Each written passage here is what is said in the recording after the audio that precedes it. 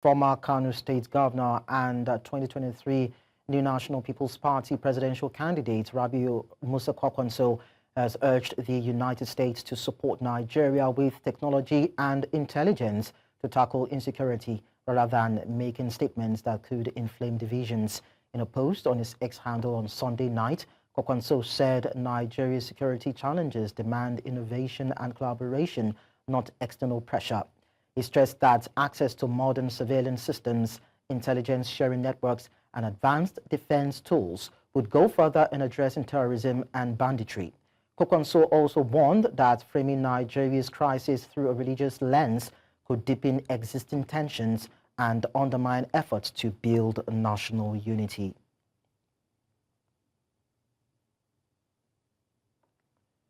Meanwhile, Nigeria's Social Democratic Party has urged the U.S. President Donald Trump against any form of interference in Nigeria's internal affairs under what it described as the guise of protecting religious freedom.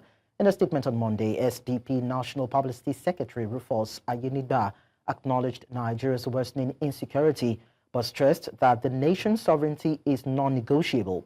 The statement follows Washington's recent designation of Nigeria as a country of particular concern over alleged persecution of Christians, a move that has caused tensed diplomatic relations. The SDP urged the U.S. to offer military and intelligence support to help tackle terrorism and killings, rather than take actions that could threaten Nigeria's sovereignty. And joining us now from Washington, D.C. to provide deeper insights into the diplomatic and political dimensions of Nigeria's security challenges is Joi John, a political analyst and a commentator. Thank you so much, Joi, for coming around. And we also have Salaudeen Hashimu, who is a security expert or a security analyst, if I could put it that way. Thank you so much, sir, for joining us on the news. Thank you very much for having me. So let's start with Joi. Now, from your understanding of U.S. foreign policy, what motivates decisions like these? And do you think that the move was more political or maybe moral or a strategic way of dealing with such a situation? In reality, I think it's a mix of all three. There's always a moral angle around protecting rights, but in foreign policy particularly, politics and strategy often guide the pace and tone in decisions. The United States also weighs its global image and domestic politics. But the challenge here at this time is that while some Nigerians welcome the attention and possible intervention by the United States, others are cautious and concerned about the fallout. Students of history remember what happened in Libya, what happened in Afghanistan, what happened in Iraq. So we don't want Nigeria to end up in such a situation.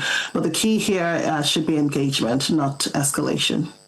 Okay, let me talk to Salaudeen. Now, former governor, that is Rabiu Kwankwaso, urged the U.S. to support Nigeria with technology and intelligence. Now, as a security expert, how possible and critical is technological advancements in strengthening Nigeria's counterterrorism operations?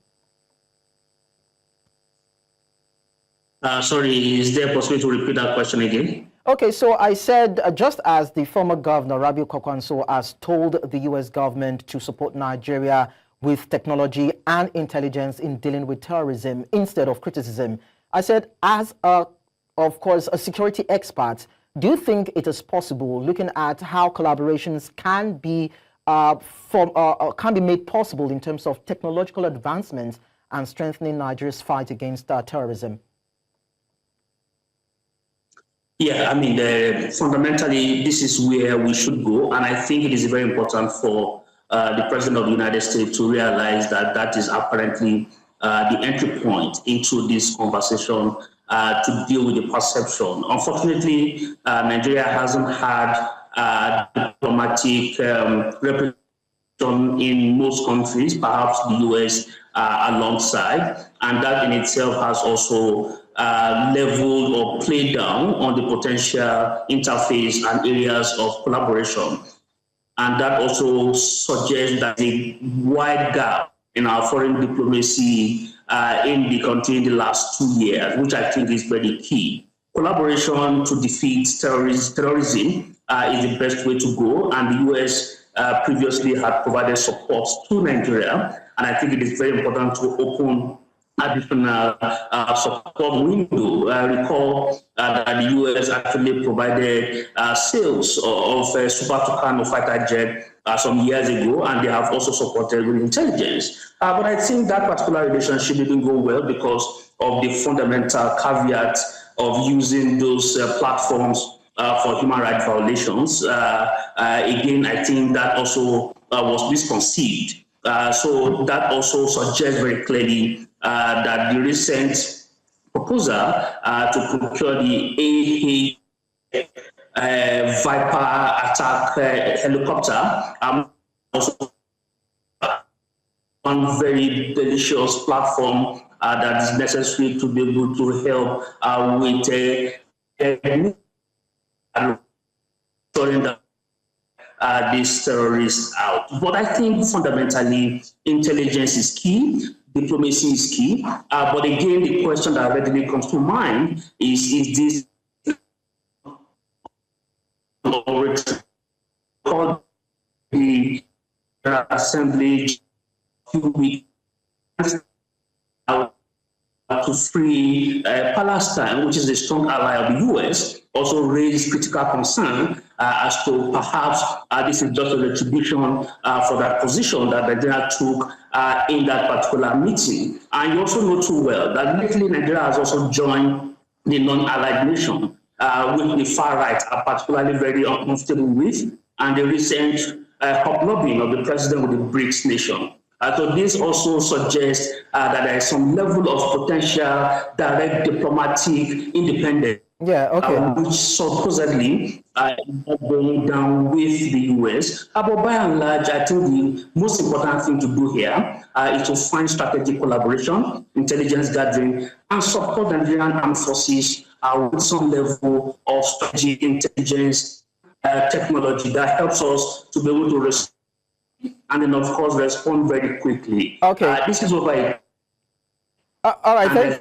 Thank you, Salaudeen. Okay. So, Joi, earlier on, you expressed concerns of the possibility of Nigeria ending up like Afghanistan and some other countries if the U.S. were to intervene. So, if the U.S. were to probably consider some, a security cooperation that can be finalized or made possible with Nigeria and, of course, its military, what would the diplomatic and geopolitical implications be for both countries? So first, I'll start out with saying that it would be very sensitive. A deeper U.S. footprint in Nigeria could, reassure some allies. But again, I would stress that it could also be alarming. Others may see it as interference. Every country is sovereign according to the United Nations. Nigeria on its own is a key player in West Africa, and any foreign presence must respect its sovereignty and regional sensitivities.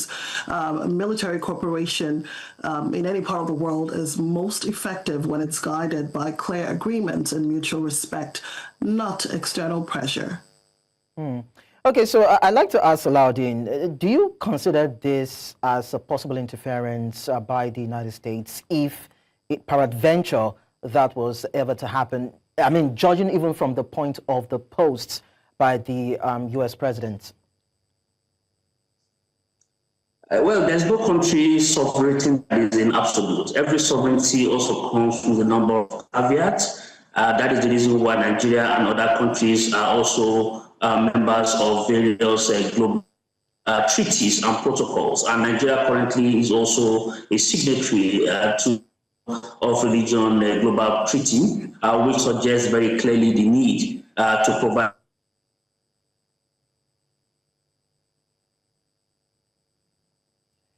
Well, I think we lost audio signal from Salaudeen Hashimu. Hopefully, maybe we can reconnect with him. But then, even as we close down on this, Joi, how do we now balance, as solutions are being looked for anyway, how do we balance the need to protect people's lives and still maintain our national sovereignty in Nigeria? So there is a call for accountability. We can say all we want, Washington can say what they want to do, but at the end of the day, it boils down to accountability. People want to know that, even our allies would want to know that whatever efforts our government, the Nigerian government is doing, is genuine and really connects with the people. Nigerians also want to be reassured that whatever external support or external resources that are being brought to Nigeria to combat terrorism or the alleged Christian genocide are being used for what it's supposed to be. Accountability is important, and I think that even when the U.S. Or China brings funds towards Nigeria through China has its own aid. You say it is gone, but then I think they also want to know that the leaders in Nigeria are transparent and accountable. All right. Well, let's also talk to Salaudeen. Hopefully, we'll be able to have quality audio from his end. Now, we understand that intelligence gathering and coordination has been weak for some time now, but then we are probably seeing the possibility of a collaboration, so to speak, if it eventually comes into play. What steps can be taken to improve intelligence gathering and interagency collaboration? Yeah, there are various layers of intelligence. There is action-oriented intelligence. There are intelligence that are based on operations. And what I think what is most fundamental is that we need action-based intelligence. That is the only area that helps us to be able to respond very quickly to the challenges that we currently have. But what is most fundamental in this collaboration also should be some level of mutual respect for both sovereignty and, of course, two countries' already existing architecture. Currently in Nigeria, we have that platform, but they are not efficient and they are not robust. And we think these are the areas where we need some level of support from the US. Operationally, we need that support, technologically, and then, of course, in terms of platform. Currently, most of our platforms are not responsive enough to be able to fight adequately. And this is where we need the US to offer us some of those technology that helps us to respond very adequately. That for us is fundamental, and that is what we need. And I believe that collaboration is where some level of bilateral government-to-government relationship can also set in. Okay, Joi, let's look at America's image. Now, given your understanding of the U.S. and, of course, Africa relationship that we've seen for a couple of decades now, how could this development affect America's broader influence and credibility on the continent, especially in the light of growing competition from China and Russia? Absolutely. I think it's a delicate moment for the U.S. influence because whatever they do now, people will judge. Even Americans on ground will judge because going into any country will take resources and that could be channeled at home.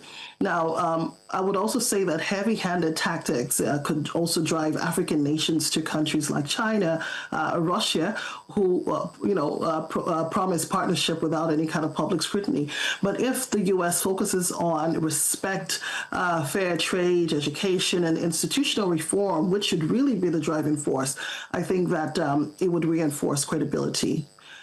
When you look at influence, influence is sustained through mutual respect. Just as the other guest hinted slightly, it should be sustained through mutual respect between both parties, not through fear or force.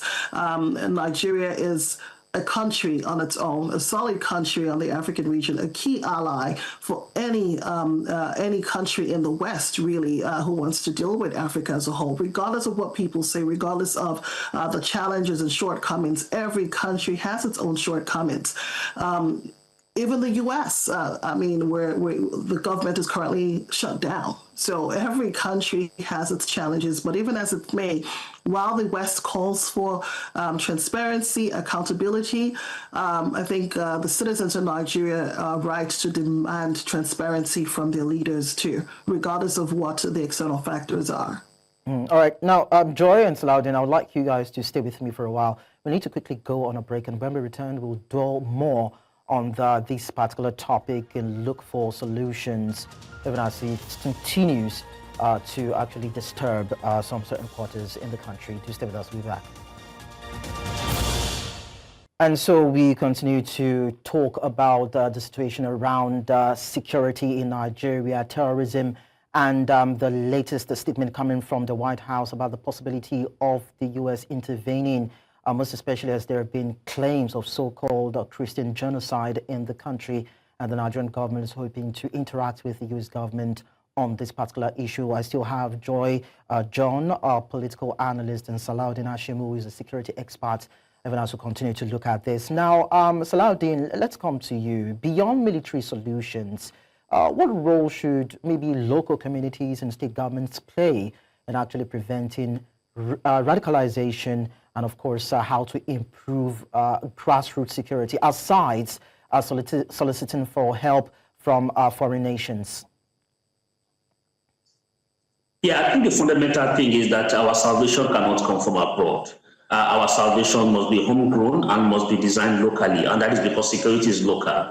And secondly, the fact that we need plenty of non-kinetic effort to be able to manage and mitigate this situation. And the first thing that locals will do is to offer information to the state parties, and then of course most of the security agencies in terms of where to go. Most of our security men are not ghosts, and it is very important that that happens. Thirdly is that we have a wide range of ungoverned spaces. This particular space offers a habitat and, of course, a flourishing ground for terrorists. Currently, most of Nigerians' challenges come from spaces like this because of the pressure that is coming in from the Sahel, and that also from the side of the Gulf of Guinea, and that also puts plenty of pressure on our security. So it is very important for us to understand that government must also understand the need to work adequately with local. And number four is that our national security strategy has not been implemented adequately in any way. That is the document for the very first time that recognizes non-kinetic effort in terms of managing local security situation, managing non-kinetic effort, localizing the entire approaches, working with local communities. Unfortunately, we have commercialized the entire counterterrorism effort, and that in itself has actually made us to jettison the adequacy in the implementation of the national security strategy. I would have expected that with this particular renewed awakening, that document should be put on a scale of evaluation, and government can ask itself to what extent have we actually implemented this document. Because that's the fundamental tool that we have in terms of managing the entire counterterrorism effort, and then of course the NAT test, and of course the national counterterrorism effort, and those are very key elements in terms of doing that. And finally, for me, is the area of how human intelligence also comes in, providing information to security agencies, responding and providing some sort of alternative livelihood for the local communities. State presence is actually completely zero in most of these areas. And of course, offering alternatives from the side of radical groups allows communities to want to also participate or get recruited. There were times in this country where some of these terrorist groups were paying money to recruit locals. How has government also filled that vacuum with any alternative? If you don't have alternative, tendencies are there that these local groups are going to continue to exploit the deficit from the side of government to recruit terrorist groups, and they will continue to expand their horror. And we need to really find some elements of mitigation around some of these challenges. Okay, Joi, let's equally evaluate America's mindset when it comes to perceived violations of human rights in this particular case. Now, how do American policymakers typically weigh human rights concerns against counterterrorism interests in cases like Nigeria? I would say they constantly balance both. Why do I say that? The United States knows that fighting terror in any part of the world without justice deepens extremism, and that is why security aid is often tied to training, human rights compliance, and oversight. Because of course, if you're receiving aid towards something, or you're receiving funds from another country, you have to be accountable, and there has to be transparency. So, of course, that's where oversight comes in, to make sure that the country on the receiving end is compliant. The goal is always the same, but I think stability through accountability and trust between the government, or between both governments and its people, it's very important. All right, so Salaudeen, as we, of course, come to a conclusion on this, I mean, we'll be talking about how to address the issues now. Let's look at the future. What long-term strategies do you believe Nigeria must adopt to ensure sustainable peace and, of course, ensure the protection of lives and property so that we don't have another country make such statements as regards, of course, Nigeria? I think the first thing is that we must stop sloganeering the issue of security. It goes beyond slogan. It is about practical actions that government take. It is about being very deliberate. It's about the kind of infrastructure that we put in place. You cannot have a country where industrialization is almost at ground zero, and then of course you expect, it is always said that for every action there is always an equal and opposite reaction. The economy is on the decline because there are no employment.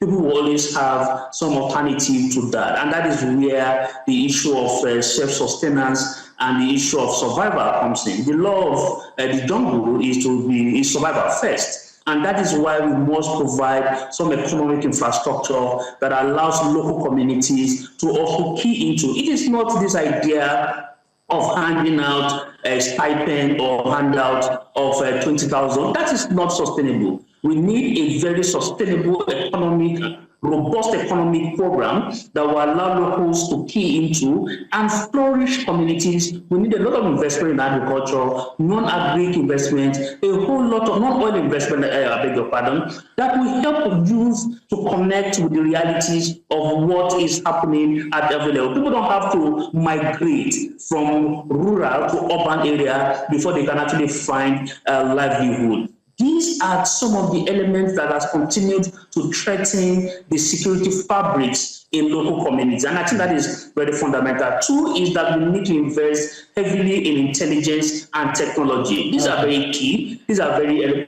because you need to be able to trace and track. And then, of course, if you cannot trace, that offers you vulnerability for some level of attack. And most importantly, is confidence building of citizens. We must continue to build the confidence of citizens in the law enforcement agency, believe and trust that they are there to protect them. All right, thank you so much. Now, Joi, finally, as someone observing from within the U.S., what steps would you advise both governments to take to actually de-escalate diplomatic tensions and instead foster constructive partnership, most especially in dealing with insecurity?